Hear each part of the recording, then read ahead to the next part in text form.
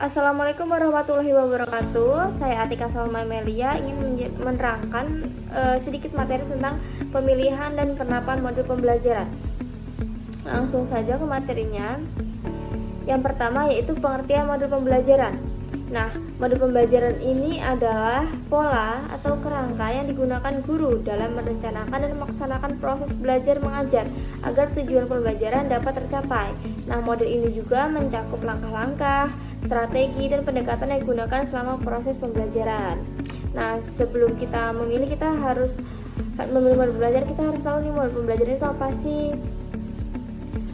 Selanjutnya yaitu pentingnya pemilihan modul pembelajaran. Nah, yang pertama itu ada 3 di sini. Yang pertama, menyesuaikan dan dengan karakteristik peserta didik. Nah, itu seperti setiap siswa itu memiliki gaya belajar dan tingkat kemampuan yang berbeda. Jadi sebelum kita memilih, kita lihat dulu nih siswa itu mempunyai karakteristik yang berbeda. Yang kedua itu mendukung pencapaian tujuan pembelajaran. Nah, tujuan yang menekankan keterampilan berpikir tinggi, memerlukan model yang berbeda dan dari tujuan yang hanya mengutamakan pengetahuan. Jadi kita memilih model pembelajaran itu harus mendukung pencapaian tujuan pembelajaran juga. Yang ketiga itu menciptakan pembelajaran yang menarik dan tidak membosankan. Nah, model yang tepat membuat siswa aktif, termotivasi, dan terlibat. Jadi pemilihan model pembelajaran itu penting juga dalam menciptakan pembelajaran yang menarik, jadi nggak monoton dan tidak cepat bosan siswanya. Selanjutnya itu ada pertimbangan dalam memilih modul pembelajaran. Nah, guru perlu mempertimbangkan beberapa hal berikut. Nah, yang pertama itu tujuan pembelajaran tadi. Nah, apakah pembelajaran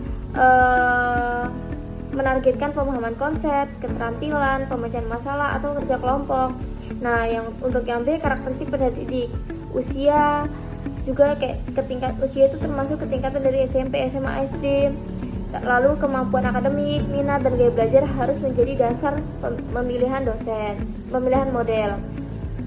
Yang selanjutnya itu ada karakteristik materi. Nah, materi faktual, konseptual, dan prosedur memiliki kebutuhan model yang berbeda-beda. Jadi materi juga memiliki karakteristik yang berbeda-beda. Dan yang D, ketersediaan sarana dan waktu. Nah, beberapa model memerlukan alat atau waktu yang lebih banyak. Misalnya alat peraga, atau kita memilih model pembelajaran yang interaktif menggunakan media dan lain-lain.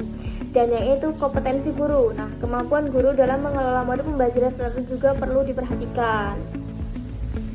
Selanjutnya itu ada contoh model pembelajaran yang sering digunakan. Nah, di sini ada beberapa model pembelajaran beserta kegunaannya nih. Nah, yang pertama model problem based learning atau PBL. Nah, model ini juga cocok untuk meningkatkan kemampuan berpikir kritis dan pemecahan masalah. Yang kedua ada PJBL, model project based learning. Nah, mengajak siswa menghasilkan produk nyata, cocok untuk materi yang menekankan kreativitas dan kolaborasi nih. Nah, yang ketiga ada model discovery learning, mendorong siswa menemukan konsep sendiri melalui eksplorasi. Yang keempat ada model cooperative learning, ini fokus pada kerja kelompok, misalnya tipe STAD, Jigsaw, dan lain-lain. Yang kelima yaitu model inquiry learning. Nah, cocok untuk melatih keterampilan ilmiah melalui penyelidikan. Selanjutnya ada penerapan modul pembelajaran di kelas. Nah, di sini ada langkah-langkahnya. Nah, untuk menerapkan modul pembelajaran, guru dapat mengikuti langkah-langkah berikut nih. Yang pertama, menganalisis kebutuhan pembelajaran. Nah, guru itu perlu meninjau yang pertama tujuan pembelajarannya, materi dan kompetensinya, serta kondisi siswanya.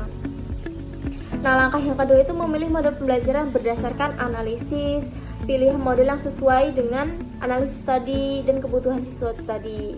Contohnya nih seperti materi SPLDV. Nah, itu cocok dengan problem based learning, discovery learning, atau project based learning jika ingin ada produk.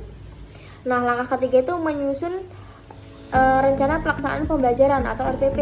Nah, RPP ini disusun berdasarkan alur model yang dipilih yang berisi tujuan, langkah-langkah kegiatan, media dan sumber, serta penilaian.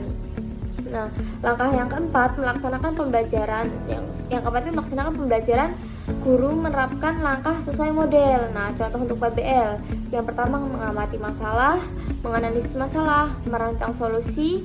Yang keempat menyajikan hasil, dan yang kelima refleksi. Nah, selanjutnya itu ada langkah kelima, Langkah kelima itu melakukan evaluasi nih. Nah, evaluasi itu membantu mengetahui apakah tujuan pembelajaran tercapai, apakah model yang digunakan efektif, serta siswa mengalami peningkatan kemampuan. Dan mungkin itu saja yang dapat saya sampaikan. Di sini ada penyampaian sedikit, yaitu ingatlah, memilih model pembelajaran itu seperti memilih jodoh. Kalau kelas jadi humoris, kalau cocok jadi humoris, kalau tidak cocok yang pusing gurunya sendiri. Mungkin itu saja yang dapat saya sampaikan. Saya akhiri. Wassalamualaikum warahmatullahi wabarakatuh.